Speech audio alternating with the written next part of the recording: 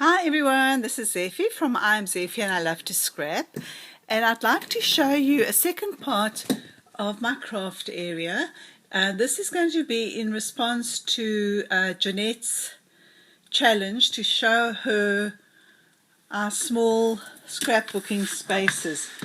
Jeanette, I'm going to just concentrate on a few of my storage solutions. I'm sitting on my rolly chair at my desk. This is an area that I started utilizing very, very early on in my scrapbooking career, and that's the windowsill in front of my desk. I had first bought those two red containers, and then later on I wanted a bigger container for my sewing stuff. I have all my sewing stuff with my sewing machine in my buffet in my dining room, but I wanted to have something closer, so I bought those. That one with the reels and that one over there were the next two, and slowly my collection expanded. Because it's in the window and it's very bright, I only put things in here that don't fade, so it consists of my metal findings and my beads and so forth. You can see all the containers are a mishmash because I bought it as I needed it, and you know, everyone knows that the craft room morphs as their stash grows and their tastes change and so forth.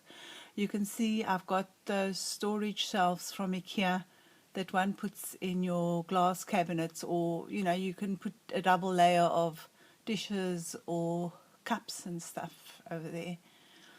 So that's basically that. I have very long arms, so I can just pull everything out quite easily. For instance, my metal findings used to be contained in that bottom yellow container, and some embellishments and stuff in the next one. But as the things grow, then you need more storage area. I have this little basket hanging off the shelf where I keep my crocodile, my corner punches, and my stapler. As I said in my older videos, I scrapbook in my TV room. So if I turn around, you'll see my couch. Just before I turn around though, there's a book. We did book folding this weekend. That says home. I need to finish the E off. That's my clip it up, my homemade clip it up made out of vegetable baskets. I've got a video about that. I'll link it up later on. Anyway, behind my couch I have all my big sheets of chipboard, paper and cardboard. All big sheets of paper go in the back there in their plastic bags as they bought from the store. And then over there I have my Ross cart that's full of my art journaling supplies. I usually cover it with a towel, and I put this tube over my brushes so that they don't get squashed by the towel. And what I want to show you here is an idea that I had. I cut up a pair of jeans and I used that as a pocket. So there's my A4 masks in there. There's stuff in the pockets that I use for art journaling, and I basically just hung it up from the belt hooks over here. Can you see? So I've used the belt hooks and I've just extended the back one a little bit. So that's what I wanted to show you there. Back to my desk. A very innovative storage solution is this here. I did Lifebook last year and I'm doing Lifebook again this year, so I needed a bigger place to store my pieces of finished art. So this is a wine box, and these are all my pieces of art. I've got bigger these are photocopied papers of my art, and then underneath here are all the lessons from Lifebook 214. And I've kept 215 in here. I'll see what I'll do. I don't know if I'll bind it or not. I don't think so. What's this? Oh, that's a lesson that's not finished yet. Very easy storage system. You just slide it under the chair. Here we go. it's a bit of a schlep when you have to vacuum, because then you have to move these boxes away. Much in the same vein, I have my art books, my empty art books. This is the cover. And underneath that, I have a big box from the craft store, not the craft store, from the hardware store, that I keep all my pieces of jewelry. If you look at the jewelry, it's all stuff that hasn't been broken, and it's stuff that I've bought on sale. So often when the stores go on sale, you'll find something for €2 or €3. And if it's an item that I think I can utilize, I usually buy it and keep it, because you cannot go out and buy stuff as you need it, because then you'll never find it. So you almost have to look ahead and buy what's available and then use what you've got. Much on the same vein is my garbage box. I keep that tucked in underneath here as well, because I've thrown stamps away in the past. Then that is how I store my glue guns, in a square vase. But the problem with this is the moment you start double layering, doubling up on stuff, then you don't use the stuff at the back. That's stamps, and that's just a tiny little box that I made for my USB and some of my wires, my cameras and stuff. It's just like that box there. Can you see? I made them to measure so that they can fit in the open gaps.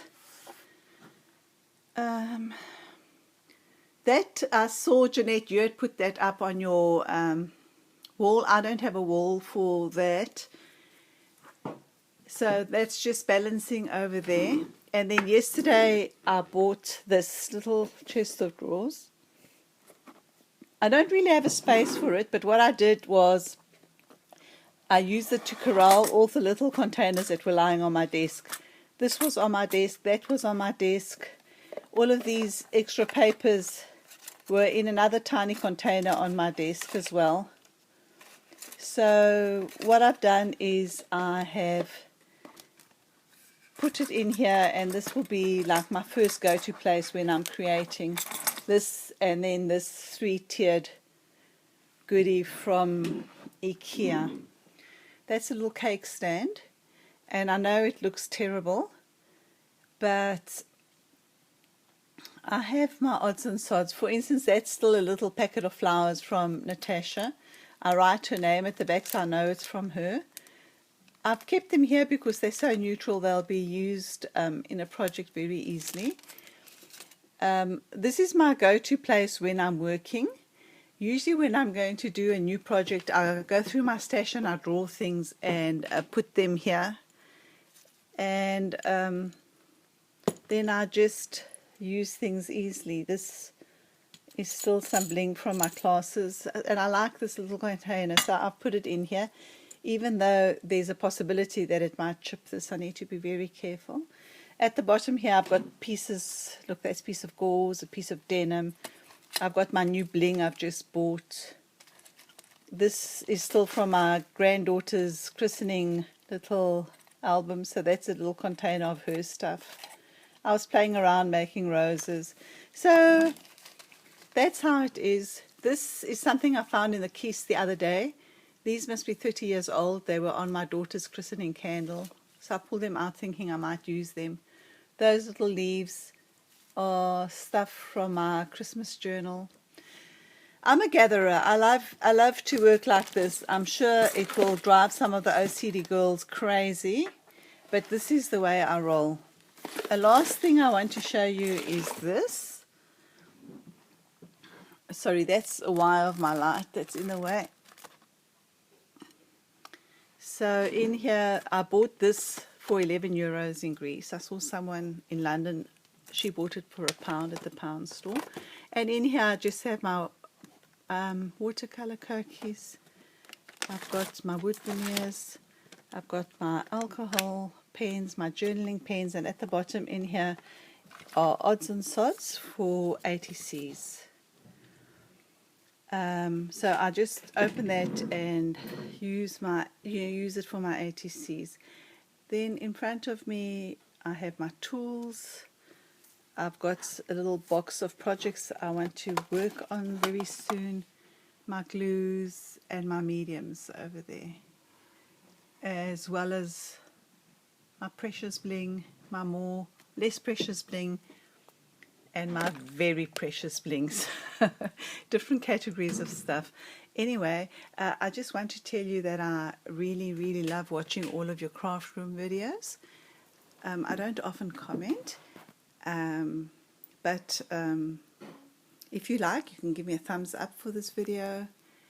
And Jeanette, thank you very much for all your interesting challenges. Keep well and have a lovely 2015. Bye.